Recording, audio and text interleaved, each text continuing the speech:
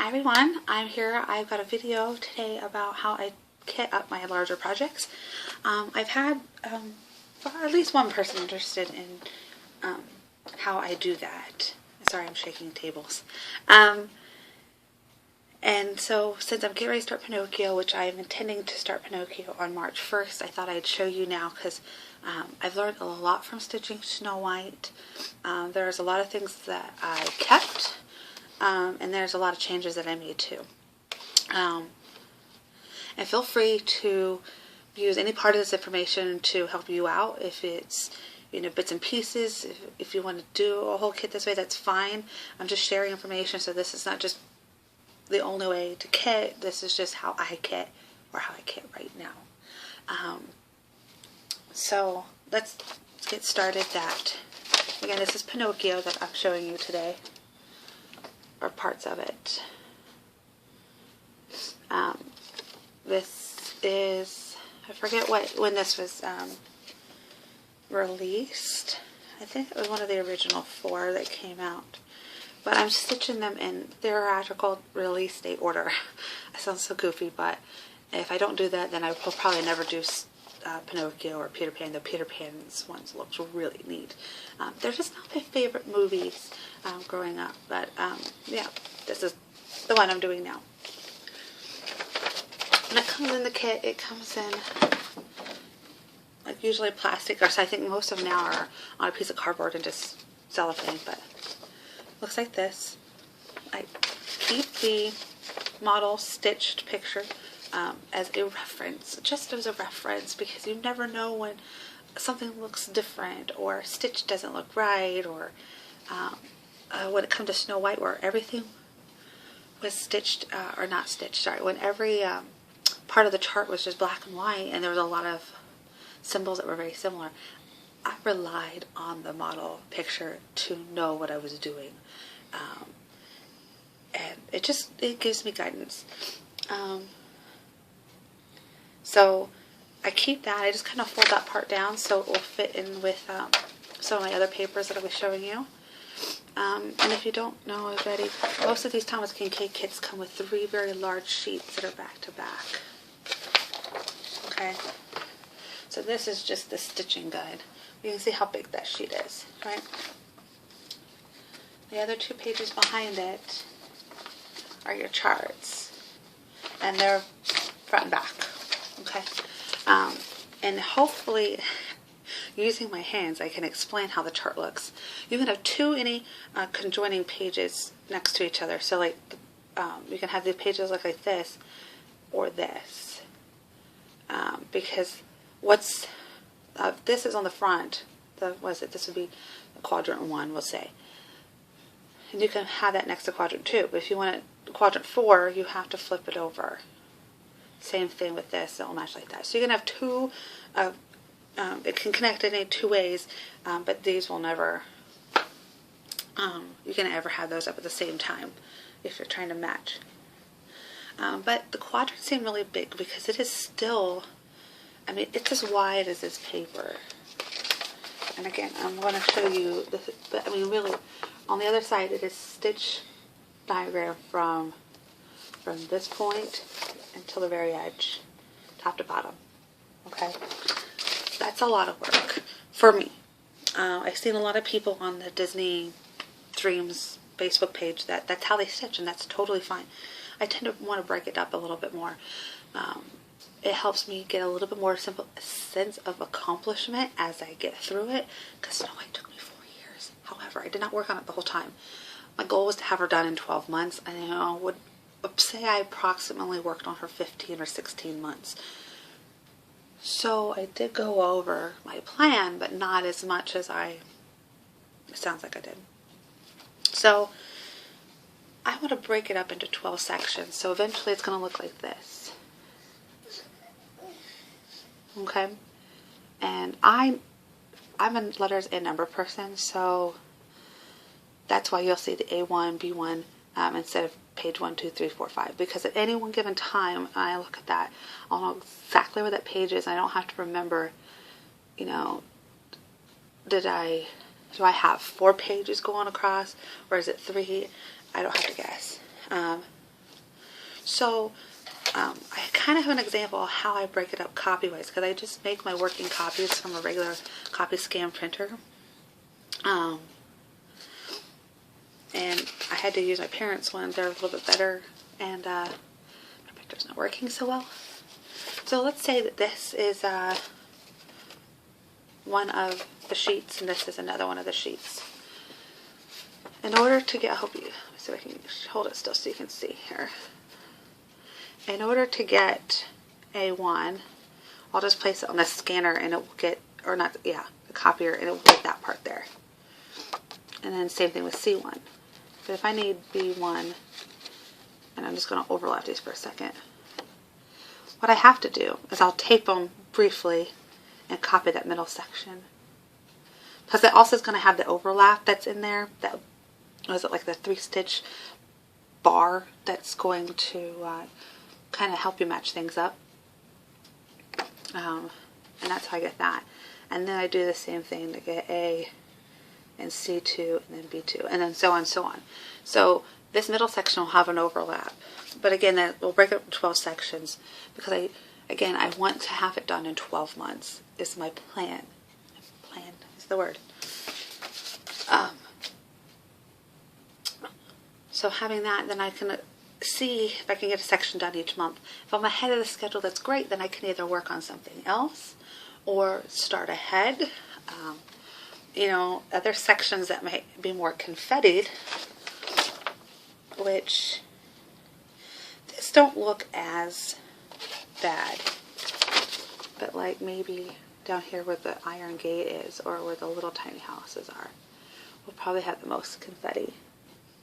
So I think parts of that will be fast stitching. But again, break it up in how you see that you want to do it, if it's not already broken well enough for you.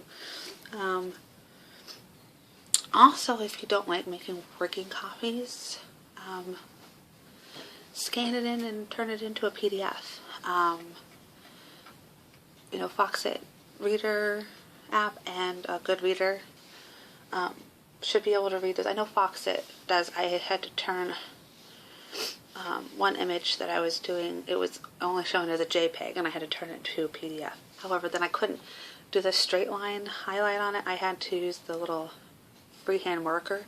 So the lines were kind of squiggly. However, I was able to color on it and be more definite and kind of fill it in instead of just having these little bitty lines. But yeah, you can do that as well. Told you how to label them. Oh, also, when you're making copies,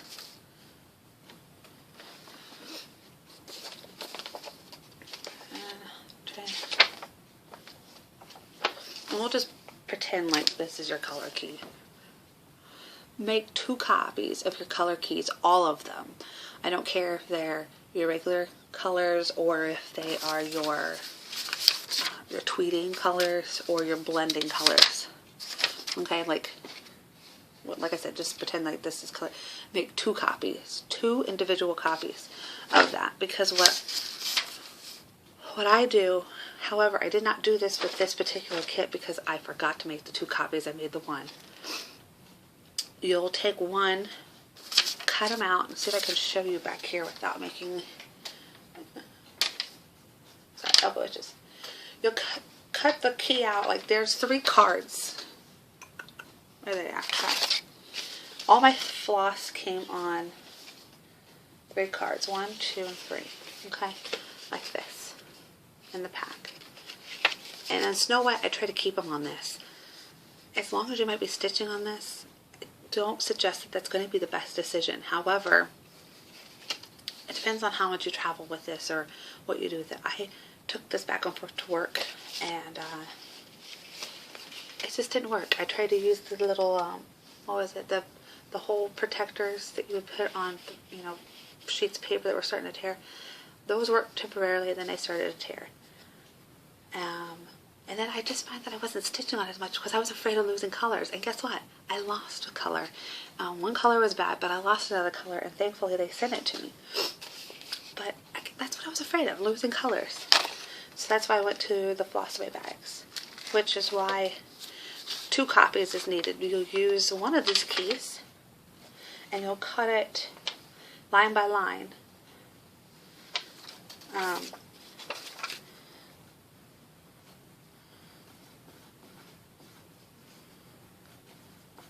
I'm going to make this up, so I don't want you to think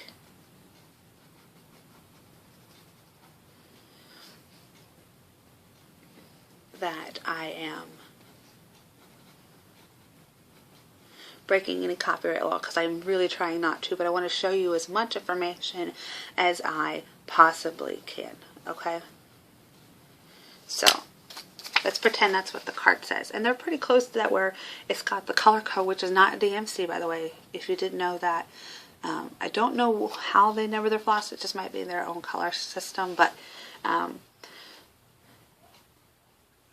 yeah. There's nothing close to the DMC numbers. And they'll tell you the number of links in between here, which is good. You want to count all those as you're going through them. Make sure you have what it says you need. Because some of you know that you'll use more, and some of us know that we'll use less, so that's totally fine.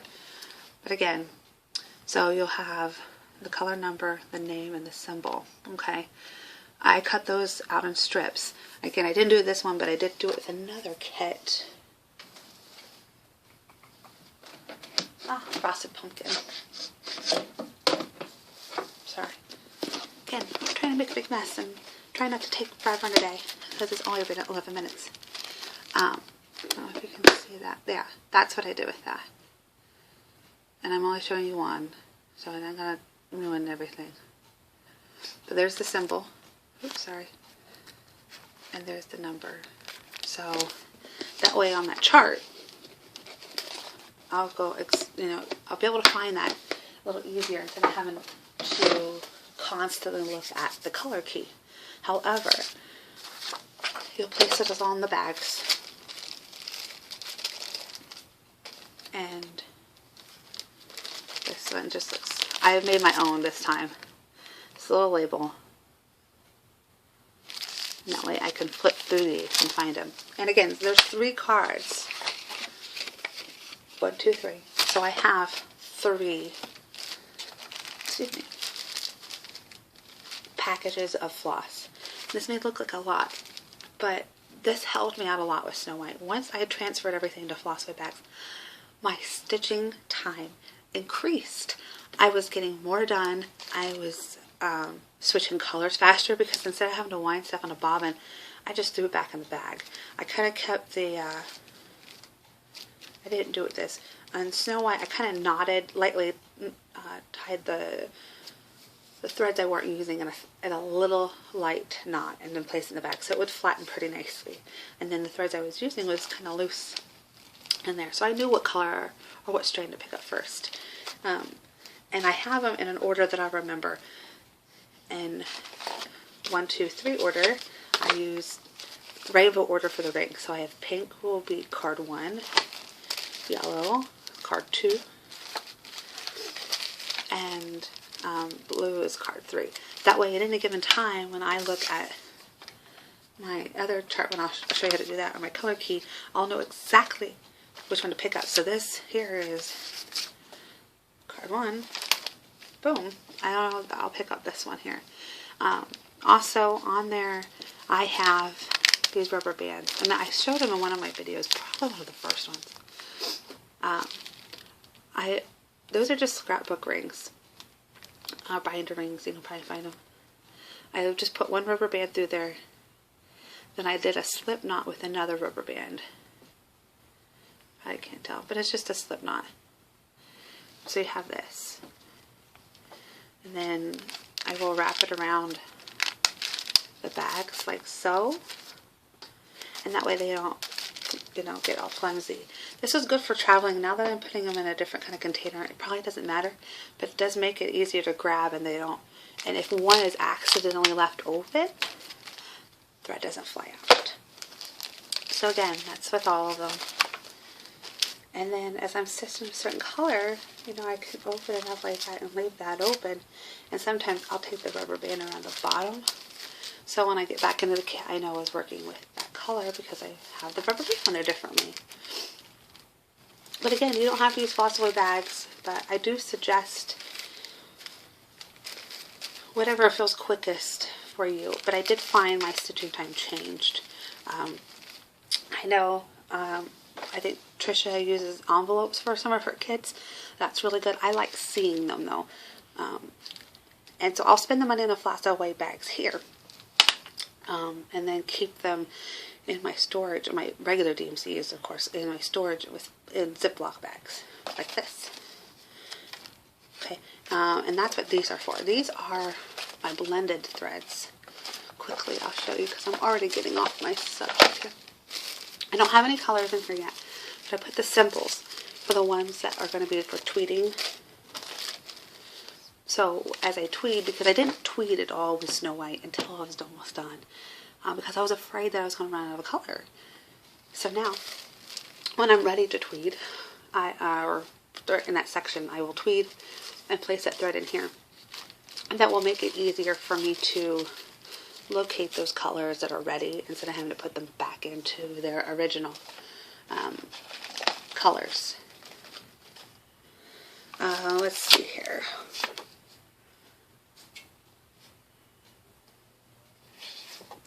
I talked about those. Okay.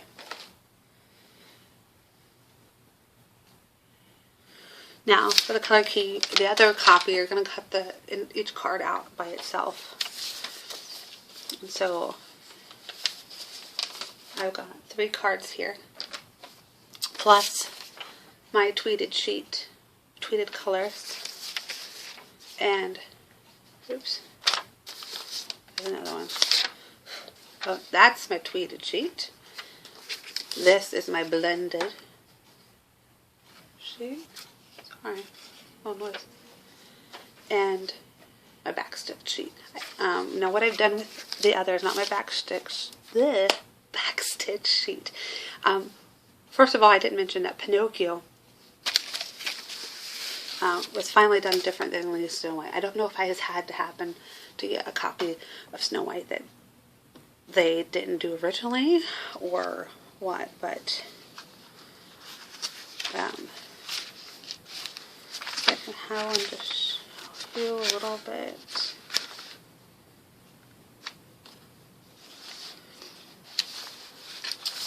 It got smarter, or I just got lucky.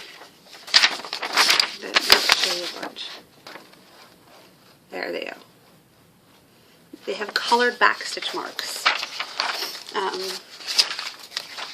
which will help immensely with this. There's not as much backstitch anyways with Pinocchio there was Snow White with all the French knots. And I tell you, I love French knots, but I will be glad if I don't have to see another one of those in a while.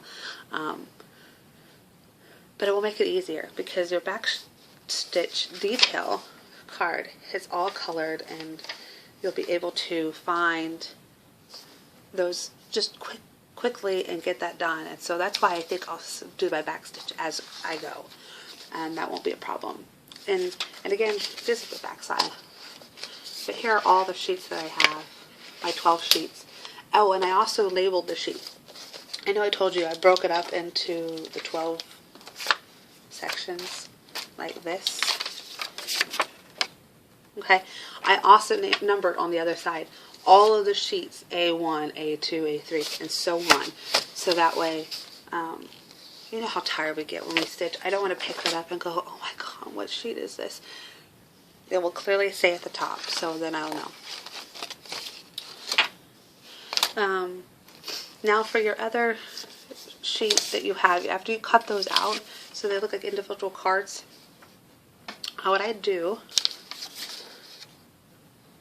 is as I take the threads off the card still has the threads on it at this point. Okay. I will take the color out. I just grab one of the ends. And I guess I can show you because it ain't going to hurt anything.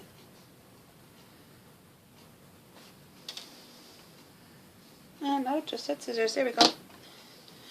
So you can see that. Okay. And I snip off about 1/4 inch. So I don't know if you can see how. And I just snip all 6 strands off like that. And then while I am thinking about it, I'll show you on this pretend card. I glue it on the color key.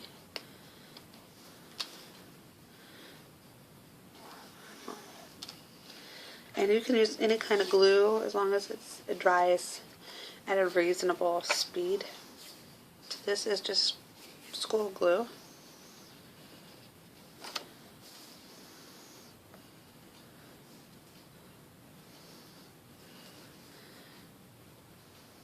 I should have that prepared. But it just has some glue on there. I don't know if you can see it. Yep, there it is. And I just place those threads on the stitching card. It don't have to be perfect, okay? But I have it next to it on the card, so that way I can look at the key if I need to and have an idea and not go, some of these names are really, really, like, bizarre. So you're like, what? What color is that? Very light blue, purple, like, you know, I could see like 2 other ways that could look until I see them all together. So instead of having to do that back and forth, I'll just look at that key and I can tell, oh, okay, that's what that color looks like when I go looking through the bags. Sorry, I have kind of a throat issue going on and move my voice every once in a while. What else? Oh, while you're doing this, then you'll take it off the cards. You know, one group at a time. Counting those threads, making sure that that's what's there as I put it in the bag. Also, I will double check what the name says versus what I'm putting in the bag. Because even from the beginning with Snow White, when I got a dark red and it looked like, you know, a really dark pumpkin-y orange, I had a feeling I was going to have some problems. But, sorry. So, I always kept that in the back of my mind, which was one of the colors I had to send in. So, but it made it easier when I looked at that and go, that's no way that's red. I mean, I've painted, I've drawn, I color with crayons a lot, that I know what my colors are. You know, that color was not a dark red. So that gives you time to evaluate those. Sometimes take that color, look at what symbol it is on the chart, and see if you can find areas on the chart where it is located on the model, and see, you know, what it looks like. Because in Snow White, that darker red was supposed to be about that color, and it looked, I saw another one here, it kind of looked like the orange that was down here. So it was fairly enough off where it wasn't going to look right. But once you get all those threads on there, they'll go down there. And it does kind of leave a little bump on your paper in the back. But, you know, I stack these all up, and they'll fit inside my box. And again, I'll do this with the blending and the tweeting. And with the tweeting, I put both colors on there. It just makes it easier for you to go back and forth. What else? Something that I didn't do with Snow White, and I do suggest you do, is stitch the edge of your fabric. This comes with an 18 count. Most of it's in this natural or tan color. Of course, it's very stiff in here, but it will soften up as you stitch. In the beginning, I enjoy that it's stiff because it makes getting those first stitches in easier, because I do use hoops. But I just use basic black sewing thread like what you would use for a sewing machine, and did that. And it took me about an hour. Actually, I didn't have to stitch all of it because one edge is, the the edge of the fabric, the salvage edge, so it didn't need to be done. So the rest of this, and I just did a basic stitch. It took me about an hour to go all the way around, and I watched one of my TV shows while I did it. And, well, I think why it took me so long is that I was a little methodical about it. I went every 5 stitches before I created a new hole. Before I created a new stitch. And on these 2 ends, because it is not cut evenly by any means. I want to say this side is, there's 1, 2, 3, 4, 5. 5 different times I've changed my depth of my stitch, so it is not cut evenly. It's kind of cut like this. Same thing with this. It's kind of got, ooh, yeah. So I would try to keep that as evenly as possible. Again, that's the fabric, 18 count. And that was the first time I stitched an 18 count with Snow White, and at first I didn't realize that's why, part of the reason I was so far off on my stitching time is 18 count is a little bit more difficult to stitch on because you got more stitches per square inch instead of the 14 count. So that helps. But again, bringing it up into the 12 sections, I think, is the biggest thing that I have done change, not to the chart, but to how I kit. And I do use floss away bags again with a rubber band. And these little labels, I forget, you can buy them. Avery makes them. Oh, I forget the dimensions.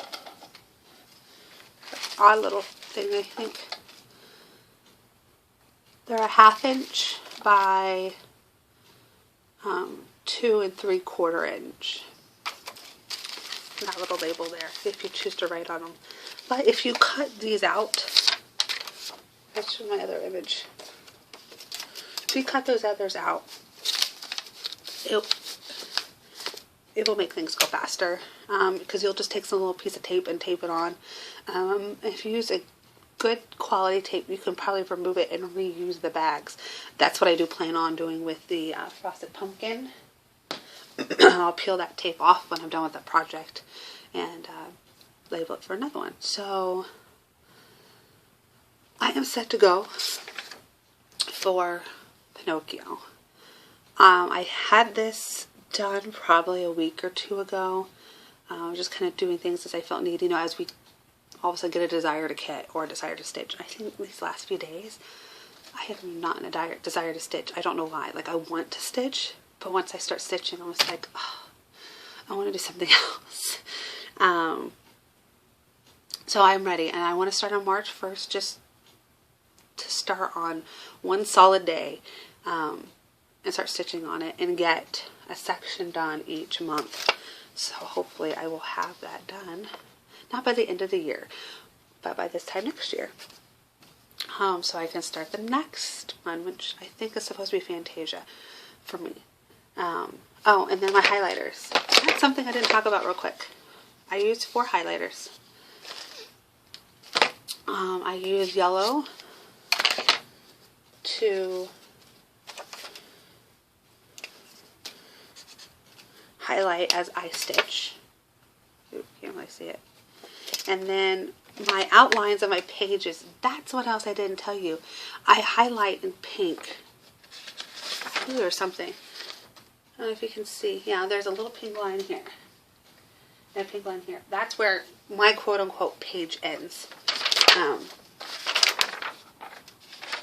So like this. So this is my copy page, but that's where my page ends in those pink lines. But I will, if I miss a stitch or make a mistake on a stitch, I will highlight that in pink so it stands out. Once I correct the stitch, I will go on top of that with green. And then for my details, my back stitch, I highlight them in blue. Excuse me. That's how I use for markers. But yellow I go through the most, so I usually keep extras of these around because I don't know about you guys, but I'm extremely picky on the point that I use. Sorry, throat's getting dry.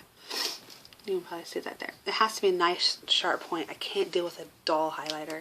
I want my corners to be nice and crisp when I highlight. So there's that. Told you about that. I almost forgot. If you have any questions, please leave them below.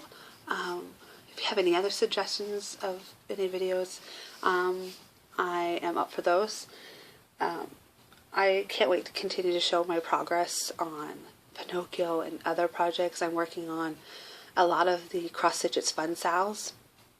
I'm working on the gnomes right now, which, so I'm at the 30-minute mark, but I'll quickly show you. This is the one I'm doing. And I'm going to be this one actually, but it's got the gnome written on it.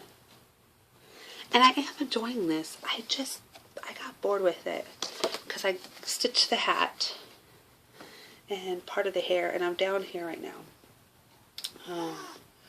Again, I think it's just mood. I also picked up a new one. I started a couple days ago, and this is not part of a sale. I know, should have waited, but it's a Trail Creek Farm, and I can't find their website anymore. It doesn't seem like it's up. But it's that little tiny house, and it's a bad little picture. And it looks like this so far. So, I was itching to start, and the temptation, and there was, that's what I should have done for Lent, is not have any new starts. But yeah, if you have any questions or comments, put them below. If you like this video, please give a thumbs up. And yeah, thanks for watching, and I will see you guys next time. Bye.